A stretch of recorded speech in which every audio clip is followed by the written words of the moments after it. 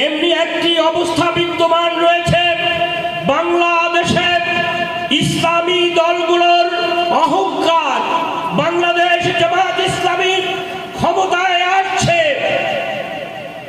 এরকমের একটি অনুভূতি আজ দলে দলে মানুষ আওয়াজ তুলছে। এমন মেহনতি জনতা, ছাত্র জনতা, ব্যবসায়ী সকলে মিলে এই আওয়াজ উত্থিত করছে। এটা জামাত ইসলামীর জন্য, এদেশের ইসলামী দলগুলোর জন্য একটি বড় নিয়ামত। এই মুক্ত পরিবেশে আর কথা বলার সুযোগ হয়নি। আলহামদুলিল্লাহ, আলহামদুলিল্লাহ, ফাসাব্বি বিহামদি রাব্বিকা ওয়াস্তাগফিরহু ইন্নাহু কানা তাওয়াবা। এটি আমাদের করণীয়।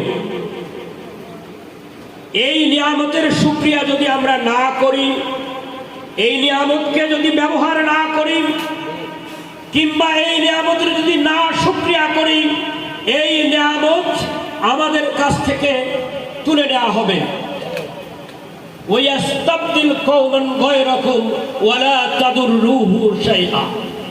আল্লাহ আমাদেরকে পরিবর্তন করে অন্য কোন জাতি গোষ্ঠীকে এই দায়িত্ব প্রদান করবেন।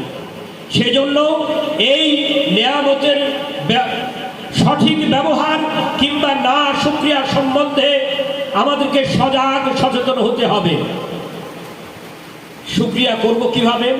শুকরিয়া হবে দাওয়াতি কাজের মধ্য দিয়ে। আমার ডান দিকে যারা আছে, আমার বাম দিকে যারা আছে, সম্মুখে যারা আছে, পিছনে যারা আছেন, তাদের প্রত্যেকের কাছে আল্লাহর দ্বীন প্রতিষ্ঠার এই দাওয়াত যদি পৌঁছাতে পারি, তাহলে পরে নিয়ামতের পরিপূর্ণ শুকরিয়া আদায় করা হবে ইনশাআল্লাহ। আমরা কি এই নিয়ামতের শুকরিয়া আদায় করতে রাজি আছি? ইনশাআল্লাহ। আল্লাহ রাব্বুল আলামিন, তুমি এই হাতগুলোকে তুমি কবুল ও মঞ্জুর করো। আমিন। এই ওয়াদা বাস্তবায়ন করবার জন্য আমাদেরকে তৌফিক দাও। আমিন।